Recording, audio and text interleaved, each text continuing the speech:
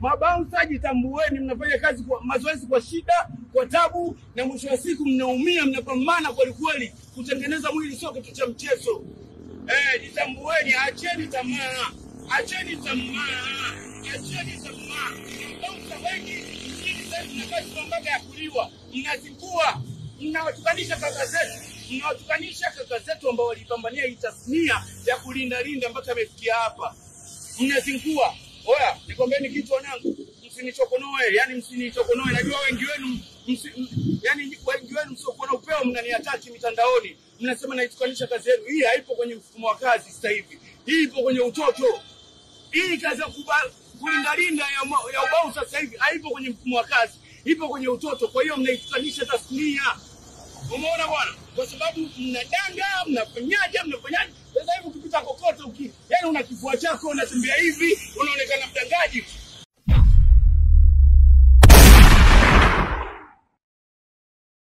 Bwana, mambo vipi na karibu mfuatiliaji wa YouTube channel ya Nyundo TV. Ni exclusive na miongoni mwa watu ambao kwa hakika naweza ngasema ungetamani ufahamu mengi kutoka kwao, ama ungetamani usikilize kama sio usikie mengi kutoka kwao. Na Nyundo TV leo tumewatafuta miongoni mwa watu ambao jamii inawahitaji kweli kweli, watu ambao jamii inahitaji fahamu mengi kutoka kwao. Anaitwa Mwamba Bey Minyodo, moja kati ya watu ambao ukienda kwenye mtandao wa Instagram, mtandao wa TikTok, wana video mingi ambazo wameposti.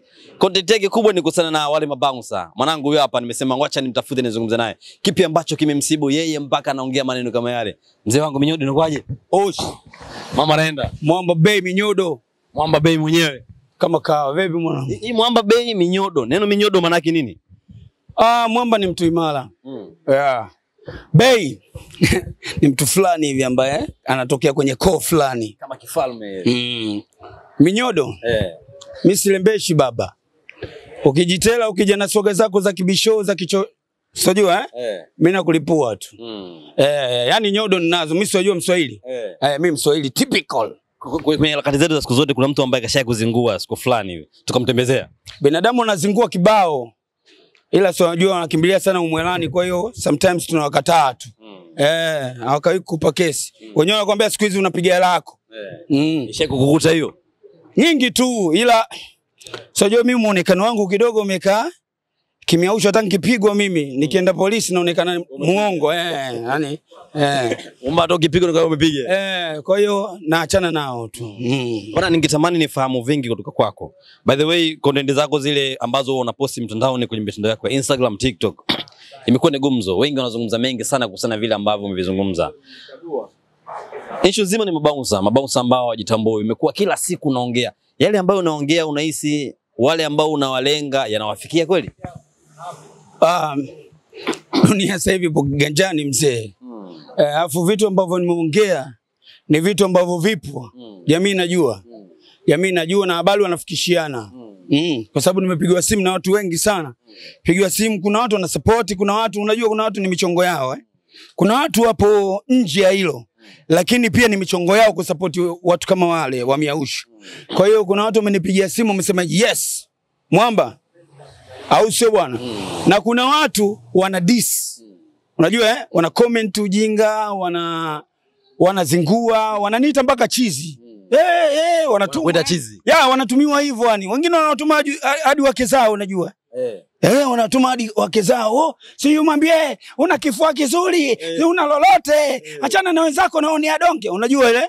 Lakini najua wamewatuma, mabouncer wamewatuma waje kuniataki. Ila mimi nimefikisha ujumbe wangu kwa jamii kuhusu watu wasiojitambua. Kuhusu watu wasiojitambua, yani nikizungumzia mabouncer. Mabouncer wengi sasa hivi hawajitambui. Mabouncer wanajichukulia poa. Bro, naweza nikakwambia kitu kimoja. Mimi kama mimi Mwamba nimekuwa hapa town. Nimezaliwa town. Hapa town. Unaona bwana, nimekuwa, nimesoma, nimefanyaje au sio bwana, harakati kila kitu town. Kwa hiyo najua vingi sana. Engo zote yani ziko kwenye imaa yangu. Au sio bwana. Kwa hiyo kabla kuanza hizi michakato za kujua nini maana gym, au sio bwana, nilikuwa na harakati zangu, nilikuwa napenda mangumi, manini. Lakini mwisho wa siku kuna watu walinichawishi. Nilikuwa nikiangalia mabrother kitokea hivyo, yes. Hii issue iko poa. Unajua mwenyewe unavutiwa. Kweli siwataji majina lakini kwamba kweli walikuwa kitokea wewe mwenyewe unavutiwa. Na kweli yani watu walikuwa wanatengeneza mili kwa discipline zote. Wanafanya kazi zao za ulinzi kwa discipline zote yani unaona kwamba kitu kinakuvutia. Ushaona bwana? Na kweli walikuwa wanakutana na baraka nyingi, neema nyingi sana. Umeona bwana za michongo, wengine wanawake walikuwa wanawapenda kutokana na kujiheshimu, au sio bwana? Wengine masafari, bwana kuna mchongo Dubai, kuna mchongo wapi, kuna mchongo wapi. Walikuwa wanafanikiwa. Walikuwa sisemi kama sasa hivi wanaojitambua wapo wengi sana. Wapo wengi sana my brother zetu mwenye unaona. Ushana wasitaki wajitaje majina ila unawaona. Umeona bwana? Hao nataka nikutajie majina. Tutajie wale ambao wewe unawakubali kwa yale ambao wanayofanya. Mimi nawakubali kwa sababu ni watu ambao wako understand na familia zao na kitu ambacho wanakifanya. Kwa sababu huu ni mchongo afu mchongo ni maisha. Wanafanya kazi ili familia zao zikwamuke, si ndio? Nampenda kama Mudi Mnyama, Usikia na Skendo, au sio bwana? Nawapenda wengi brother zangu kina Chris Kisinini, au sio bwana, kina Onesmo, wengine wengi wanaojitambua wapo. Wanapiga kazi wakimaliza hapo kwa wake zao, mama mzigo hapa tufanye maisha yaendelee. Umeona bwana? Uwezi kwa body afu ukajishusha full time uko chipa tu. Umeona bwana? Watu mchongo wa ubouncer wametoka na umbali. Wamepambania yani umeusimamisha yani kwa nguvu zote. Bwana tunasimamisha wamesimamisha kweli. Wapo Manodi Shows niga wa Bongo wamesimamisha mchongo yani mpaka umekuwa yani leo umekuwa heavy. Umeona? Sasa watoto wanatokea sasa hivi wanakuja, umeona bwana, wanatafuta supplement ama masapa haya maunga yao kikoroga kidogo tu, kifua iko tako hilo na umeona bwana, akipigwa simu moja mtu sometimes mtu anapigiwa simu body kweli unajua body kweli anapigiwa simu bwana uko wapi mwanangu? Mimi niko somewhere. Haina noma da, nilikuwa nakuhitaji na kwaje? Fresh mchongo shingapi bwana hapo? Namna gani wewe niingizie kadhaa? Unajua kataja dau lake kwamba akiamini kwamba kwa uwezo wangu mimi hela itaingia. Umeona bwana? Kabla hajaingizwa hela anatokea mpambe mwingine. Sikiliza hebu tujaribu kumpigia fulani. Umeona bongo ilivyo? Anapigwa mtu kutoka nje ya mji au unageuzwa. Yaani mchongo unageuzwa sasa. Inakuwaje? Fresh mchongo vipi? Fresh mwanangu. Nataka watu kadhaa, mabausa kadhaa, shingapi ngapi? Da mwanangu hapa ukiweka sate au 15 mimi nitawatia 15 zangu. Mimi sina kwambia babu. Hiyo ipo hiyo. Oho babu. Mimi siongei fake babu. Mimi siongei fake. Hapa reality tupu. Mimi naitwa Mwamba, simuogopagi mtu babu. Iko hivyo. Hiyo anamlinda mtu kwa 30. 30 hiyo ishakatwa hapo. Anatakiwa 15 mtu. Anapewa 15 10. Mbavu huyo. Bro, yani mabodi kibao. Kwa hiyo mchongo umeushusha kwa staili hiyo. Kuna watu walikuwa mpaka unajua watu wanaheshimika. Watu yani wanaheshimika, wanalinda mahoteli makubwa ya nyota 5, wasanii wakubwa wanawalinda, serikalini wapo, wanaheshimika. Alafu nyinyi mnachukulia easy mchongo. Unalinda kwa 15,000. 15,000 wanachukuliwa mabodi kibao. Mimi nishamkuta bodi nimemtetea kuna siku moja. Bodi kapigwa kinoma na demu. Dada wa mjini simtaji hapa. Yani huyu anachukuaga mabouncer au sio bwana, anawachukua anaenda nao wanamlinda. Akitoka hapo kishaona mfuko wake umepwaya kuwalipa wale mabouncer, anawachezeshia makofi. Yani anatafuta sababu kidogo tu ampige mtu na anawachapa makofi kweli. Dada mmoja wa mjini chizi hivi. Huyo bodi kapigwa. Na huyo dada anawapiga sana. Avuela anawapa 10 15 na bado analizika. Si washajichukulia kwamba huu ndo mchongo wetu. Kwa hiyo washajichukulia kwamba unajua ukishajiweka chipa. Kila kitu chako Mungu anakuelekezea kinakuwa chipa. Wepesi. Ufanikiwi mzee. Ufanikiwi. Mungu anataka tujishushe. Katika engo fulani. So ujishushe kwenye kazi yako, ujichukulie kama wewe si lolote. Mzee, hata wewe hapa sasa hivi nani mwandishi unanioji mimi. Ukijichukulia wewe poa, mimi nakuchukulia poa zaidi ujue. Mwamba huwa unazungumzaga vitu vingi sana. Twende straight, vitu gani ambavyo vipendi kwa mabodi wa sasa hivi? Au tabia gani ambazo mbaya? Au bodi akifanya kitu fulani wewe unamshusha thamani? Mabodi wa sasa hivi vitu ambavyo sivipendi vingi sana mzee. Vingi sana. Unajua hivyo vitu ambavyo sivipende mimi ni vitu ambavyo vishakuwa common sana. Kila mtu anajua. Ya, mabodi sasa hivi wanaomba mabia au kwenye maklabu. Unajua watu wanahudhuria sana maklabu. Au sio bwana, wanahudhuria sana kwenye mabaa. Kwa hiyo mabodi wanavyoomba mabia mle, hata hao wa mtaani huko ambao wafanyi kazi zile, ambao mtu anafanya mazoezi yake tu ili mradi kujiweka standard yawe fit, unajua fit pia anachukuliwa kama wale muomba bia wana lolote hao muomba bia, tuachana nao shoga yangu tuondoke. Yaani ukimuita mwanamke tu mtaani sasa hivi inakuwa hivyo. Ushanielewa? Mabodi sasa hivi mwanangu. Mzee acha mwanangu, acha. Tamaa mzee. Yaani ukileta tamaa hapa mjini watu wanakupelekea tu mzee. Watu wanachotaka wao watu wanachotaka wao wakamilishe idadi yao tu. Wachachua watu wanakuchachua vizuri alafu wana habari wewe mbavu zako si nini. Yaani fresh tu. Unapigwa misamba, unapigwa mitama mingi fresh. Ukitoka hapo mangu fresh. Si unaita tamaa hasa mzee. Mwamba kuna watu ambao washakutafutaga wewe ufanye nao kazi ama uwalinde. Wewe unawajibu nini? Staki. Simlindi mtu. Kwanza nuksi tu. Kumlinda mtu? Mimi mwenyewe nataka kulindwa. Mimi mwenyewe nataka kulindwa kwa sababu siwezi kufanya kitu ambacho naona kabisa naenda kujitia motoni. Wapuzi wameharibu sana mchongo wa kulinda. Tasnia imeharibika sana mwanangu. Kwa nini unataka kumlinda mtu na una mwili upo unaruhusu? Issue so staki. Hamna mtu anayekataa hela au anayekataa mchongo. Sisi tunapenda tupige michongo ili maisha yaendelee. Tuna familia zinatuangalia muda wote zinatupiga full yani mijito kodo. Umeona bwana? Baba vipi atakuja saa ngapi ataleta kipi? Unajua Kwa hiyo lazima tupige kazi, lakini mwisho wa siku unaangalia ile kazi unayoenda kupiga na kutengenezea status gani? Kama unachukuliwa muomba, kama muomba bia. Muomba bia. Kama unachukuliwa na wewe mdangaji, unaenda kufanya nini sasa? Piga kazi nyingine. Mimi nafanya mazoezi kwa ajili ya afya yangu tu alafu yani mimi napenda kuonekana mbaya kwa ufupi. Lakini sio kama unatengeneza mwili kwa ajili ya kulinda watu. Staki. Wala sitengeneze mwili kwa ajili ya kudanga wala kutongoza wanawake. Mimi nafanya mazoezi kwa ajili ya yani napenda tu yani wewe ukiniona yani unichukulie ili blaza ili bwana kuna hao mabodi wanatengeneza mwili kwa ajili ya kupata madem. Mbona kibama? Si tamaa, si natamani cha wanawake. Mzee mjini hapa sio bodi tu, hata wewe mjomba na mwili wako huu. Ukitamani vya watu wanaku tuache mwanangu tuendelee. Mwamba siku hizi zamani tulikuwa tunakuona sana karibu na Joti, kwenye video nyingi sana upo na Joti, ila siku hizi kama uonekani hivi. Nipo na Joti vipi yani? Si kwenye kazi kwa maana. Sema nilikuwa kwa Joti, naigiza kwa Joti. Ulikuwa unaigiza na Joti? Na Joti ni kwake yeye. Sio kama nilikuwa naye, yani ukisema nilikuwa naye labda kwamba unamlinda. Sio tu kumlinda. Yani naweza nikazungumzia kwamba nilikuwa naye labda anafanya kazi zangu au vipi. Mimi Joti nilikuwa yani naigiza kwake.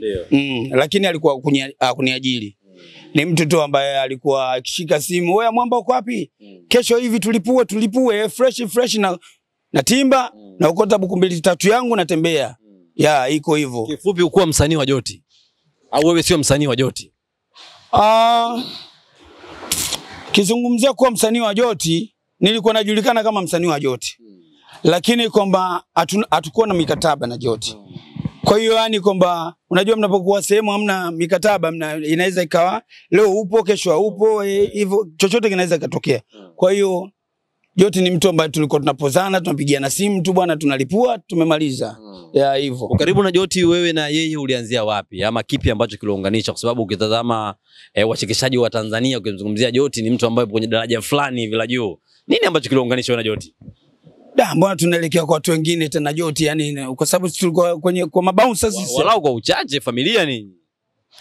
Joti ni brother. Joti ni brother kwa sababu Joti mimi nilikuwa namkubali long time. Joti mimi nilikuwa nampenda kiufupi yani. Ni mwana ambaye nilikuwa nampenda sana, kiangalia kazi zake unajua nilikuwa na enjoy.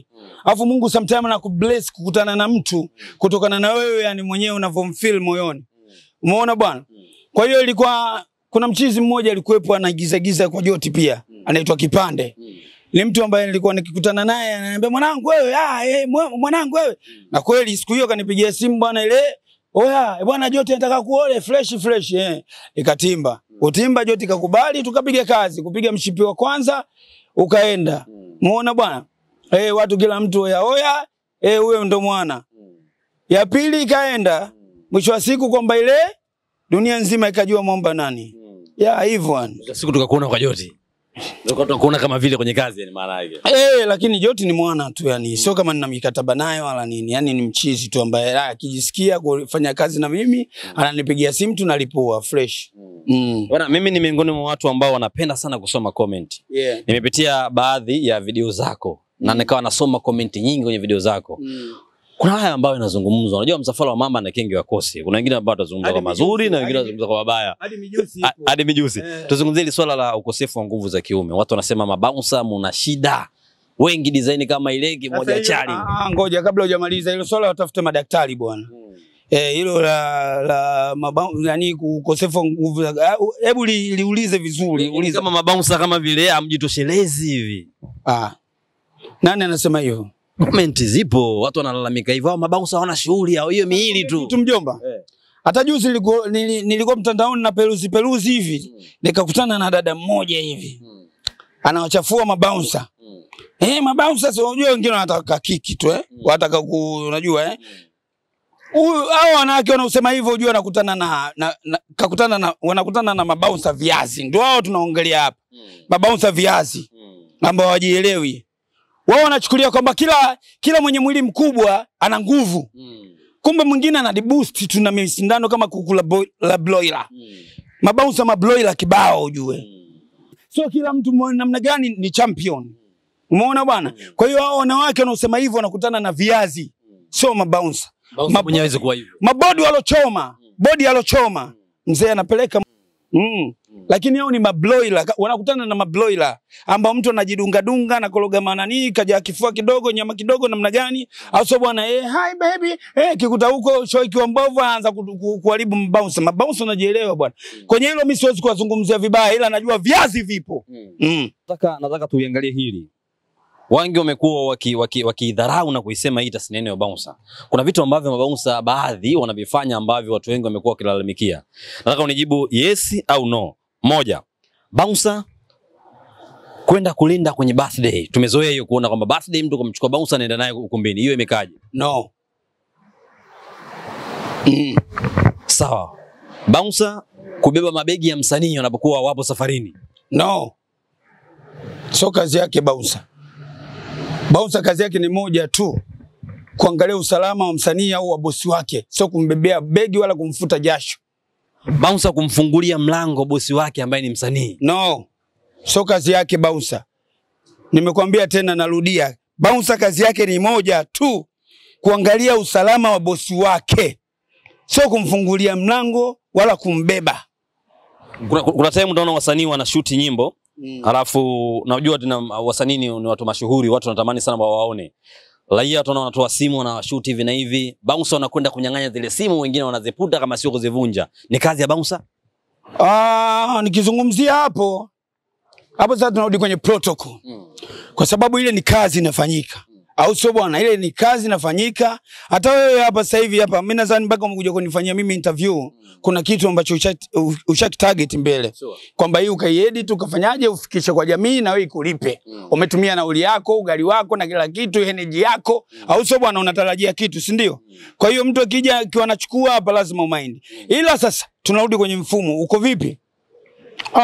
Uwezo ukamwataki mtu kwamba moja kwa moja ukachukua ukaanza kuivunja ukajifanya wewe komando John, hapana. Unachukua unahifadhi. Au sio bwana? Mkimaliza kazi mnafuta kile ambacho wamekifanya, mnawapa simu zao.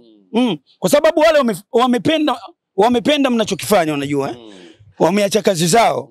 Lakini kwamba nyinyi mnapowaataki au kuwapiga au kuwachukulia vitu vyao, mnajitia sifa mbaya cha kwanza, alafu mnapunguza mashabiki.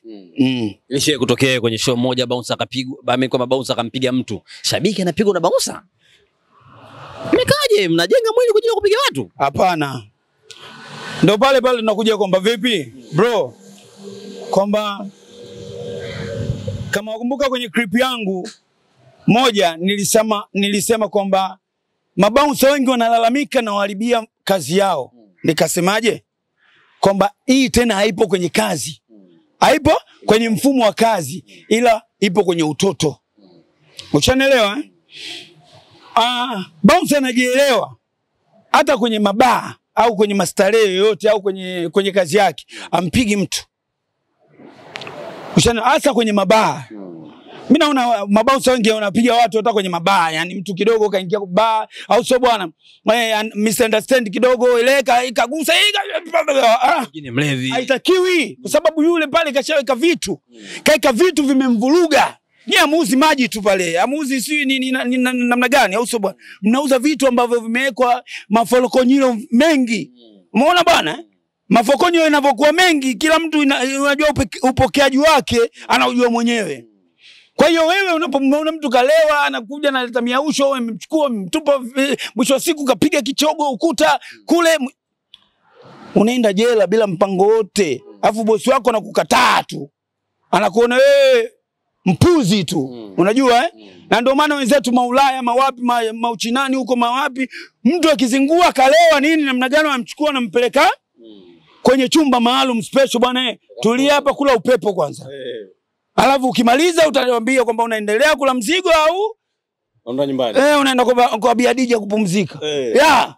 Vitu kama hivyo. Tunaonaga wasanii wengi wanakuwa na bouncer 15 20. Wewe ni miongoni mwa watu ambao hujalinda wasanii lakini walau una marafiki zako wapo kwenye ile timu. Hivi wale wote wanakuwa nalipwa mamilioni ya pesa wale? Mbwe tu hizo. Mbwe tu hizo. Hamna msanii anamlipa mtu kuanzia 50,000 kwenda laki au kuanzia laki kwenda shingapi, afu anachukua wasanii walinzi labda 50 30. Mimi naona pia naona. Lakini ni mbwe tu. Ule mchongo wa mtu mmoja tu. Walinzi wote 15 20 wale? Mchongo wa mtu mmoja, hata wewe yani. Si unajua watu washaweka njaa mbele kuliko kujitambua. Kinachofanyika ni nini bwana? Kinachofanyika kwamba wewe ni kwamba wewe mwenyewe unajua kwamba huu mchongo mimi naujua na nauweza. Na kuna baadhi ya watu nawaweza. Ushanaelewa bwana, tunataka bodi kadhaa. Bodi kadhaa basi hapo itoke nani 50 au 40 au ngapi. Unajua bodi kadhaa unawapata kwa 10 10 15 mwisho. Yani imezidi sana ule mchongo labda wali close wa mchongo wa nani ndo mtapewa 30 40 50. Mchongo li close ndo ila nyingi 30. Sasa si mchongo wa mtu mjanja. Alafu kashaona kabisa kwamba mimi nawaweza na nawamudu. Mimi naweza. Iko ndo kimekufanya mzee wangu ukatae masuala kulindana. Bro, wewe ni kitambi. Unafikiri kitambi kimekujaje? Mazoezi hamna zaidi. Nimekwambia mabouncer waliniuzi mpaka nikaacha mazoezi. Nilikuwa na bonge la kitambi unajua? Mpaka nilikuwa naitwa Mwamba Kibonge. Sio Mwamba Bay Minyodo. Mwamba Kibonge. Unajua zile? Hapo nilikuwa kwa mama yako mmoja nilikuwa napiga sana diko. Kwa hiyo yani niliacha mazoezi kabisa. Ndio sasa hivi narudi mazoezi. Kwa sababu mabouncer wanazingua. Kwa nini sasa uliacha alafu tena unarudi? Hii ni kalia. Hiki ni kitu nilipaniki kutokana na upuzi unaoendelea. Kuacha mazoezi. Lakini ndani yangu mimi nilifanya mazoezi sio kwa sababu ya mtu au kitu au nini. Ni mimi mwenyewe ndani yangu. Kwa hiyo nikajikuta sawa spendi lakini kwa nini niwe hivi? Ndio maana nikarudi mazoezini. Kwa hiyo watu wengi wakiniona hivi sasa hivi nimekuwa tough. Wasionijua wanajua labda bouncer Kibonge. Wanaonijua ajua huyu jamani champion. Na mimi siwajua komando. Labda wewe unajua Mwamba si? Mimi komando ujue mwanangu. Unajua Kwa hiyo mwisho wa siku yani kwamba ndo walionifanya mimi nipotezee mazoezi, alafu nikajikuta narudi kutokana na kitu ambacho mimi nakipenda, napenda kufanya mazoezi. Ila nakeleka kutokana kuna wapuzi wanatufanya sisi tuchukuliwe kawaida, au wanawafanya watu wenye mili wachukuliwe kawaida, alafu wanafanya mazoezi kwa tabu, wanachoma kwa tabu, wanaumia. Unajua no pain no gain, wanachoma, yani wanafanya mazoezi kiasi kwamba wewe mzee kama unaweka ile screen nini unaonesha ndani kwamba nini unachokifanya, unaweza ukasema huyu jamaa anakufa wewe. Mazoezi yake. Mazoezi yake. Alafu kuna wapuzi anatoka huko anaenda kuchukua tu biskuti za samaki, Yesu kitu gani, akila hivi siku 2 kapata kifua eti naye bounce anaenda kumlinda mtu. Ndio hao sasa 20 twende 10 twende. Umeona kwenye birthday yupo, kwenye toto party yupo. Mwisho wa siku sasa ndo wanapigwa makofi na wadada wa mjini hao. Bouncer analinda toto party. Wapuzi tu. Mimi nakwambia wengi tu. Mabouncer kibao wanalinda hadi toto party mzee. Unawajua? Mzee, nikisema ni wataji watu wote wasiojitambua hapa kwenye maiki yako, tunaweza tukaivunja kwa mate hii. Kwa maana wapo wengi. Mimi nakwambia, upuzi umezidi sana. Upuzi umezidi. Mimi mpaka naongea ile na record ile clip, najua nini ambacho mimi nimemaanisha. Na ndio maana baadhi ya watu walivyokuwa wananipigia simu na wapa neno hili moja. Wewe mmoja wao. Mbona umeumia? Mbona umeumia? Wewe upo kwenye kundi gani niambie? Kwenye kundi la kuomba bia au kwenye kundi la kupromosha bei za kulinda au sio bwana? Au kwenye kundi la kuliwa? Lini tutaacha kuwasema? Lini tutaacha kuwasema? Watapojitambua. Mimi nataka wajitambue tu, wajue thamani zao. Bas, ili matajiri na watu ambao wanajua kwamba nani bouncer au nini maana ya bouncer, warudishe heshima yao. Ushanelewa? Waitwe kwa heshima, wapewe heshima zao, wazungumziwe kwa heshima. Sasa hivi mabouncer au mabodi wengi wanazungumziwa kwa ubaya. Unaona bwana? Yani wanawachafua mpaka watu ambao wanajielewa. Wanajielewa. Unajua kuna mabodi wengi wanajielewa Mimi nakwambia kikangu, nakwambia watu wengi mnanichukulia mimi kama naongea broken, naongea ni madhafaka, lakini mimi nakwambia ukweli kwamba mabodi wengi wanajielewa. Umeona? Sio wote ambao wanaharibu tasnia. Sio wote, mimi nakwambia bro, kuna kina Mudi Mnyama nishakutajia hapo siku za nyuma. Ushaelewa? Kina Mudi Mnyama, usikii mtu ana scandal, kina Onesmo wale fresh wanapiga kazi zao namna gani, kina discs nini, kuna watu kibao mabrother kina Omi kule. Watu wanakuona kwenye mitandao, lakini huenda kuna watu wanajiuliza Mwamba anavyoonekana ni mtu ambaye ana familia, ana watoto, ana mke, ama ni wale vijana wa mjini wa Kinondoni ambao sio michongo yetu hiyo. Nani ukimwona mtu ana familia ujue ajitambue huyo. Hata kama ana mke, ana watoto, lakini atakuwa na familia tu. Inamtegemea kwa sababu kila binadamu anategemewa katika ulimwengu huu. Kila mtu anategemewa. Kama wadudu wanategemeana, itakuwa sisi watu ambao tuna ufahamu wetu. Au ulikuwa unamaanisha nini mjomba? Tumeoa lakini. Amekuoa bado sijaoa. Uongo zambi. Bado sijaoa brother. Tunasubiri leo. Kuna kitu tunasubiri au mambo hayajakaa sawa maana yake nini? Hamna, nitaoa kwa sababu ni jukumu langu, alafu inanihusu, nitaoa tu, nitaoa. Kuna vitu tu yani nitaoa bro, nitaoa, usijali.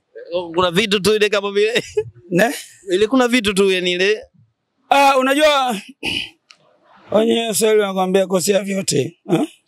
Okay. Nitaoa. Watoto ngapi? Na watoto 9.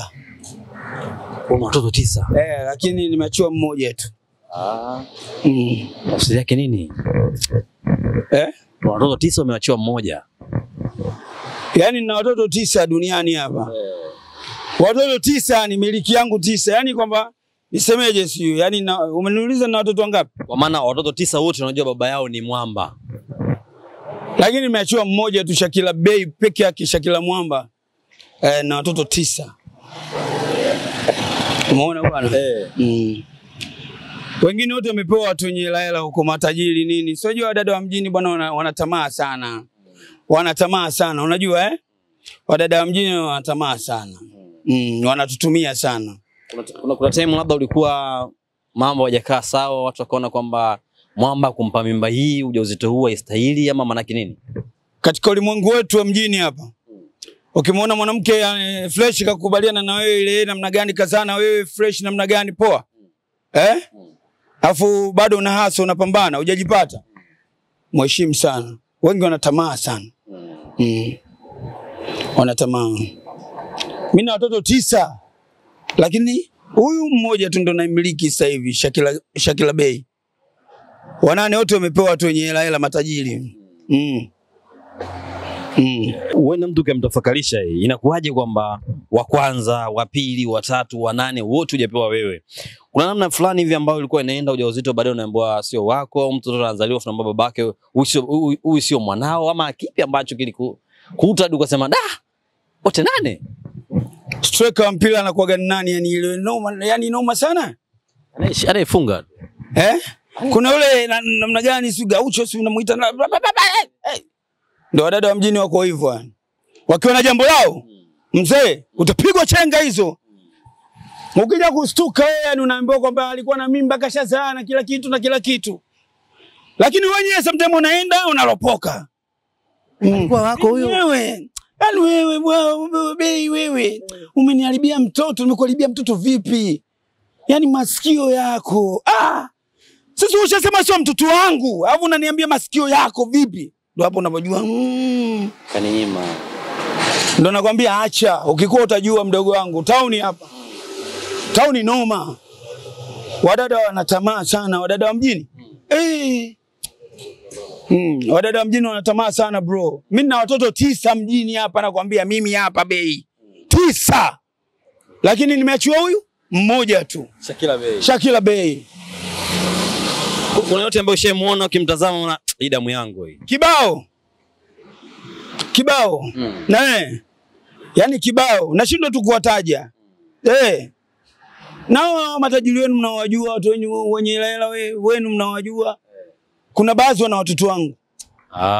Mimi nakuchana mzee. Ila mimi nimezulumiwa. Umeona bwana? Tuende taratibu. Kwenye hawa watoto wa mastaa tunawajua baadhi. Achana na hizo habari mwanangu.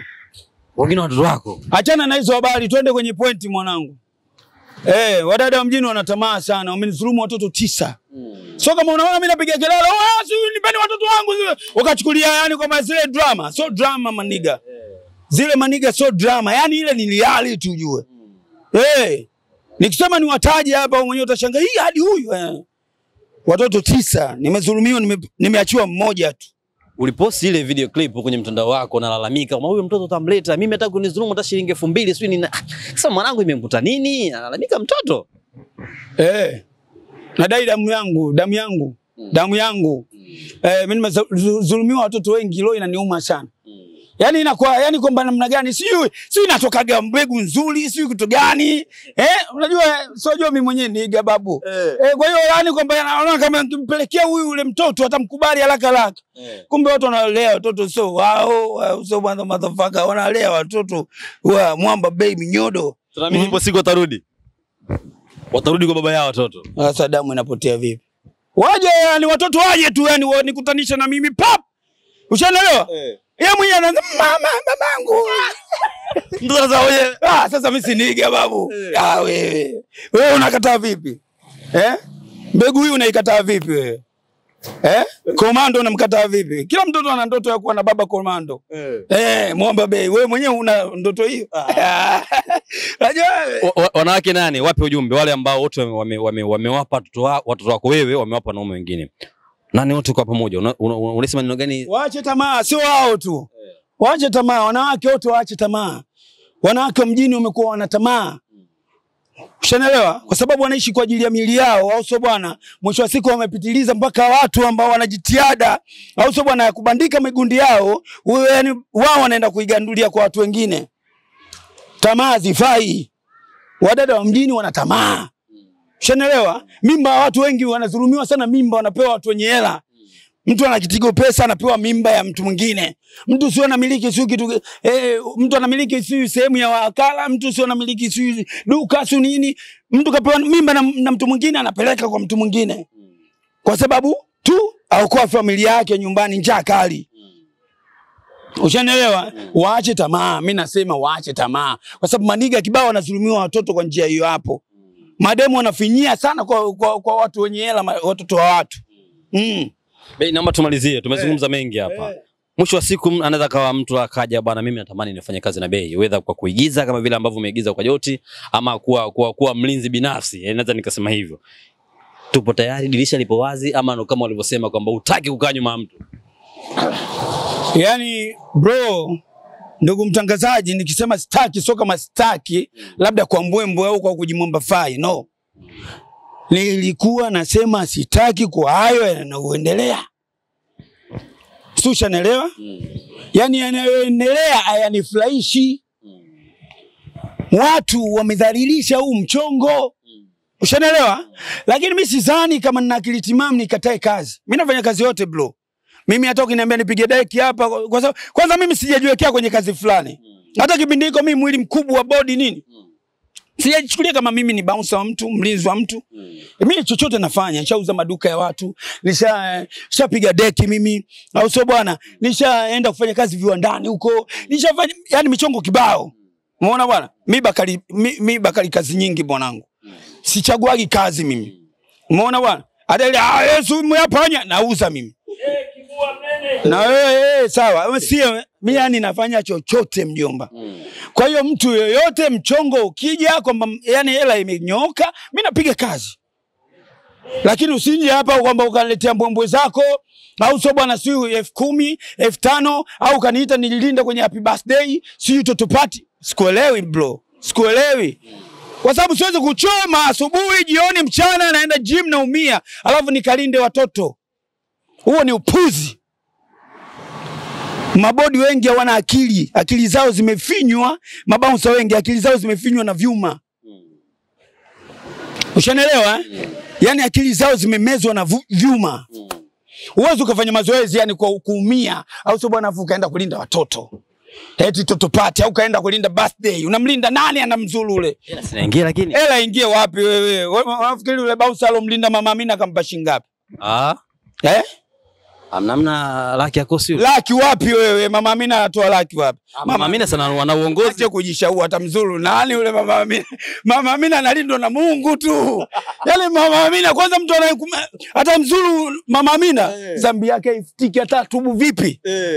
Lakini Mama Amina star, watu wataki kumkumbatia ile. Utamzuru? Kumkumbatia sawa, sio unampenda? Utamzuru wewe. Kampa shilingi 7,000 yule. Mama Amina ana hela. Kwa mlinzi wa Mama Amina una karibu amna 7,000 akachukua. Mtu ajitutumua. Wewe nini wewe umepewa wewe? Sema Mama Amina, saluti. Bwana, watu wanajiweza bwana. Mabouncer unajua mwanangu, mabouncer akili. Yaani mabouncer wengi akili zao kama haziko sawa. Mwamba kuna simu ambazo zimeita za mastaa wasanii wakubwa ambao tunafahamu labda walitamani ufanye kazi na wewe. Wengi sana. Wengi sana. Yani wengine mpaka kuna baadhi ya mabouncer wakubwa na wenye majina, mabosi zao wananipigia simu.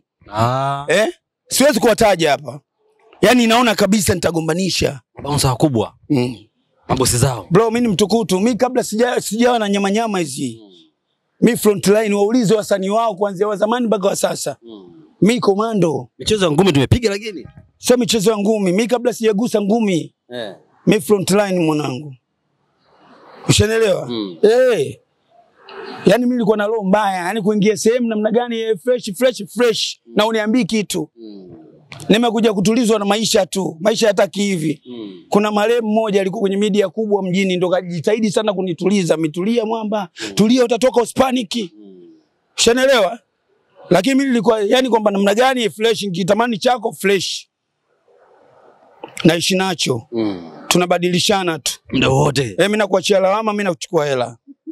Hiyo ni kawaida tu. Hata mbona huko ulitoka kwenye bouncer sasa huko? Huko kwenye uhalifu huko. Wapi? Huko masuala muda wote ukitamani cha mtu unachukua si uhalifu? Sio hivyo unafikiria wewe, yani kwamba nikumind mdogo wangu namna gani una 800 unanilingishia. Nakwambia tu mdogo wangu nisikilize. Henge kuminya tu unatoa. Na mtu anatoa. Sio uhalifu, sio umeshika huko hatujafikia. We, nchi Nyerere nataka heshima kidogo. Tumalizie, kuna kitu chochote ambacho labda nimesahau kukuuliza ungetamani ushie na Watanzania ama wale watu ambao kila siku unawapelekea moto maneno? Watanzania mimi nawapenda sana. Alafu naipenda nchi yangu ndio maana nimevaa hizi. I love Tanzania. Nampenda mwanangu Waziri, japo mnafiki nampenda. Nawapenda watu wengi sana. Nawapenda watu wengi, naipenda Tanzania. Sababu Tanzania ni nchi fulani ambayo kama hujaijua utaiona mbaya. Ukijua unacheka tu muda wote. Take vitu serious. Tanzania ukiipanikia yenyewe inakungonga. Yaani wewe cheka tu. Unachocheka unacheka. Aliyebarikiwa wewe mfurahie. Au sio bwana, aliyenacho wewe ishi naye. Lakini ukisema yule fala tu, kwa nini kafanikiwa wewe? Tanzania itakupiga mtama. Tanzania haipendi mtu mnafiki. Tanzania haipendi mtu mwenye roho mbaya. Wenye roho mbaya ndio wanaongoza kulala na njaa na watu ambao wanajifanya wao wana akili nyingi. Ushanielewa? Au wale watu serious wale. Tanzania inawapenda wajinga. Wewe kana mtu baada mnasema alikuwa mjinga tu, alikuja hapa alikuwa fala tu. Sasa hivi anamiliki nini? Mzigo. Kwa hiyo fala kwa nani? Ndio Tanzania hiyo. Watu mabouncer siku hizi wana tabia kuombaomba ile kuombaomba. Wewe unayo tabia mzee wangu? Yaani mabouncer? Wana tabia kuombaomba ile, wengine wanaomba bia, sijala leo. Kuomba bia si wanaomba tu, yani wanaomba kazi ni kwao wanaomba, ila tu ndio wanatangazwa. Kuomba bia kweli mabouncer wengi wanaomba nini? Hebu tuongelea kuomba nini, yani vingine nini yani? Kuvunjana. Kuvunja watu wanavunja fresh tu. Umeona bwana? Ila tu kwamba mimi niko nalalamika kwenye tabia zimezidi mpaka mwisho wa siku imekuwa kama yani kwamba yani mabango. Unajua mabango kila bouncer anachukuliwa mpuzi mpumbavu hivi na hivyo na hivyo. Ushaelewa? Lakini hakuvunja sometimes tajiri akijitela unavunja. Mimi mwenyewe sometimes navunja. Una matajiri wako? Na wewe. Kisikia njaa imezidi. Mtu ambaye sina kinyongo naye yani kwamba kama Isatambu.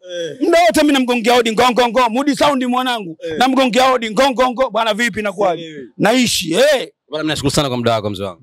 Muda wa Mungu, niambie mwanangu. Bwana ni mwanangu huyo anaitwa Mwamba Bey Minyodo. Mmoja kati ya watu ambao wanapatikana kuna mitandao ya kijamii. Nenda Instagram andika pale Mwamba Bey Minyodo, nenda TikTok kuna babala. Facebook. Wanaongea sana mambo fulani hivi. Wale mabouncer ambao wanakuwa wanazingua. Issue ni kujenga na sio kubomoa. Mengi tumezungumza lakini kubwa zaidi ni kuwapa wale mabouncer ambao wanaenda tofauti na vile ambavyo kazi ya bouncer inafanyika. Kama wewe ni miongoni mwa watu ambao wanafurahishwa na vile ambavyo Mwamba Bey anaongea, hebu tuambie kwenye comment hapo. Niambie mimi nafurahishwa na mwanangu anavyokuwa anazungumza kila kukicha. Mwamba mbona kama utulivi? Kuna nini? Unajua mabouncer bado wana kiu na mimi wananitafuta. Wanakuwinda. Wananiwinda babangu. Kwa wale maneno unasemaga. Sasa si unajua bwana, yani mtu akichafua mazingira ukimchamba tu anakuona kama namna gani. Alafu si unajua Minyodo. Kwa hiyo wanani mind. Wanakujaga kunitafuta. Wewe fala uko wapi? Naambia kuna nini? Unajua nilitamani siku moja nikuulize, yale maneno ambayo unawasema huwa wakufuatagi DM au wakutumia watu kukuchana? Yani wale yani nikwambie kitu. Mabouncer kama mabouncer. Kuna wanaojielewa. Ushanielewa? Kuna wanaojielewa, wamejua Mwamba anazungumzia nini. Lakini kuna wapuzi, sio tu DM, wanatukana DM, wananifuata DM, wanatukana kwenye comment, wanaongea upuzi na ujinga na wananifuata mpaka mitaani. Wewe unajifanya Mwamba, naambia wewe nini wewe? Wewe nini? Kuna siku moja nimekutana nao kibao kwenye mechi ya mpira sio Yanga Day ile. Wamenifuata, huyu hapa nini? Nyie mko 50 niko peke yangu mnasemaje? Tuwage. Tuwage. Mnaweza. Lakini uzuri wake nilikuta wanajitambua au sio bwana, walikuwa wanatafuta tu na wao content, baadaye wakana tumekuona na fulani kumbe wewe mwenyewe unalinda nikamwambia hamna, mimi kwenye ugali nipo ila ukizingua flash. Bwana mwanangu amezungumza mengi hapa. Kubwa zaidi ni kuhusiana na kazi yake ambayo anakuwa anaifanya ama mabouncer ambao wanaendaga tofauti na vile ambavyo kazi ya bouncer inafanyika. Kama ni miongoni mwa watu ambao walikuwa wanapenda kile ambacho mwanetu anakifanya Mwamba Bey, nenda kwenye comment hapo tuambie. Mimi nafurahishwa zaidi na jinsi ambavyo Mwamba Bey anakuwa anazungumza kila kukicha. Lakini kama wewe ni miongoni mwa watu ambao haupendi anachokifanya, pia mwambie kwenye comment hapo. Bwana mimi ninapofanya hivi mimi sipendi. Huenda kabadilika, huenda ka change vyovyote vile kuhusiana na hiyo comment yako ambavyo jinsi utakavyokuwa umeandika. Mimi nikwambie tu kama ndo mara yako ya kwanza utazama video kunako YouTube channel yetu hii ya Nyundo TV, usisahau kusubscribe. Thanks for watching. Till next time.